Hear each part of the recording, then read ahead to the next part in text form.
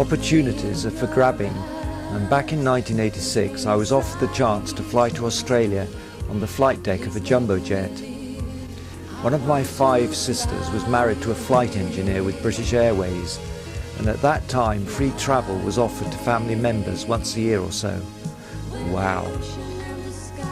Being a self-employed woodworker, I was badly in need of a break, and the day before I departed I bought a camcorder on hire purchase. In fact, my first camcorder. So this short film is really my first documentary, which was a kind of video diary with disjointed sound. So I've tidied the film up and added this narrative. The 6-month trip in 1986 allowed me to honour a promise I'd made to Paul Alicio, who I'd met 10 years previously in England on a design scholarship. I looked after him and his wife and took them to Scotland to stay at my uncle's home near Loch Lomond, where I spent much of my youth. In fact, it was my home for a while. Paul insisted I came and stayed with him on his farm on the hills above Adelaide. In fact, he encouraged me to emigrate, and I very nearly did.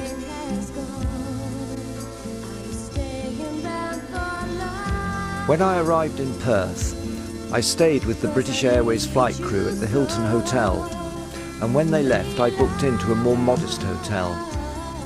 I instantly made friends with the Lithuanian owner, whose daughter happened to be an up-and-coming pop singer, and within 2 days I seemed to be part of the family, being offered exciting job opportunities and even the offer of an arranged marriage if I decided I want to stay in Australia after my 6-month visa had run out.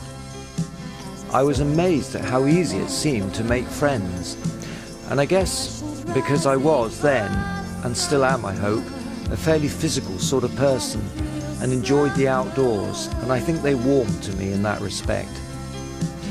My trip was really very open-ended. I'd been to most of Europe but never ventured this far, and was encouraged that my modern, if not somewhat avant-garde furniture design would be really well received in Australia. Australia being a much younger country and one not relying so much on tradition.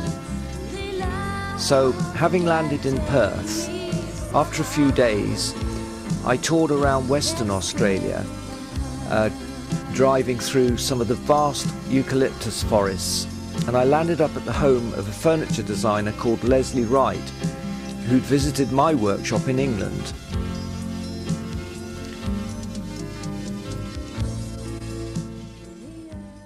I made my way across the famous Nullarbor Desert. The coach driver played a joke on me whilst I was photographing the view of Antarctica and drove off without me. There's never a dull moment when you travel. I eventually reached Paul's hilltop farm outside Adelaide, which had stunning views and not unlike my home in Scotland. Paul had built his own house with a tennis court, and he and his brother-in-law were very competent players. He had also dammed up a valley on his land and turned it into a trout lake where I could indulge my favourite sport and also serve up supper for his young family. Paul's wife Sylvia was a highly competent sheep shearer, and they had their own flock as well as ponies. And Paul's brother-in-law Alan was a major gas contractor for South Australia and also owned land up in Andamuka in the opal fields. I joined him and his son Mark for a trip. It was 40 degrees in the shade and there wasn't much of that. The opal lying beneath my feet was worth billions of dollars. But where was it? Just one tiny stone would have paid off my mortgage, and at one point I was handed a piece of painted lady, probably worth several £100, and while I was filming it, I dropped it. We stayed in a caravan and had huge lizards crawling around under our feet. One night it was so hot that Alan got up and went with his son to sleep under a bush, while I stuck my head in the fridge to cool off. He loved driving deep into the outback. His wife used to worry about him getting lost. We were a long way from civilization.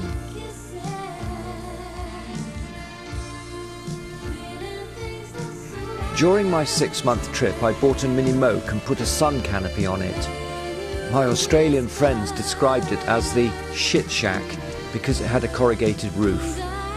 Just before I left Paul's farm, I used his workshop to try my hand at working some Australian blackwood and made my first and only piece of woodwork in Australia. I decided to make one of my wood clocks. It comprises a solid wood ball which accommodates the movement, resting on a pedestal.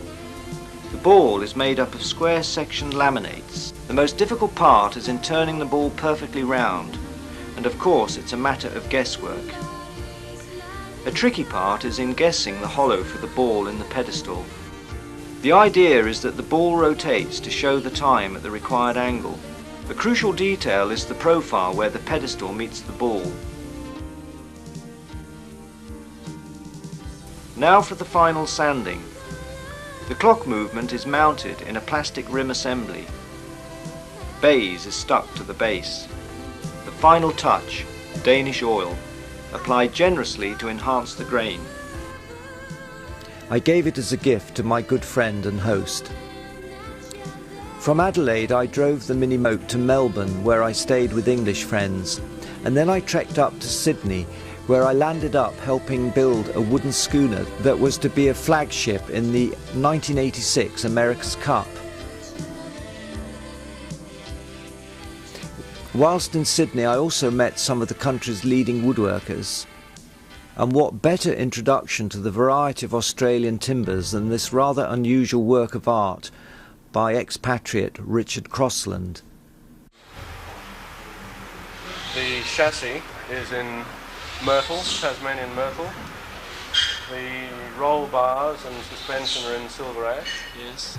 The wheels, the tyres are Queensland walnut. The wheels themselves are Huon pine. Yes. Wheel nuts, rosewood or rose mahogany. What else have we got? The seat is silky oak. The shock absorbers, if you can hone in on the shock absorbers there. Yes. They are black bean. The front wheel hub assemblies, Yes. or mounting for the wheels, are in Queensland walnut. Steering column, Tasmanian oak, Yes. or eucalypt. Look at this amazing rack and pinion. Does Rack all and this pinion. work? Yes, absolutely. Yeah, and so does the brake. Hi, Jeremy. Well, Wildlife wood sculptor Peter Garrigy summed up much of the essence of Australia as I found it in 1986. A bold confidence in the future and the power of the natural elements, a sense of vast, untapped space and freedom. Curiously, I got homesick.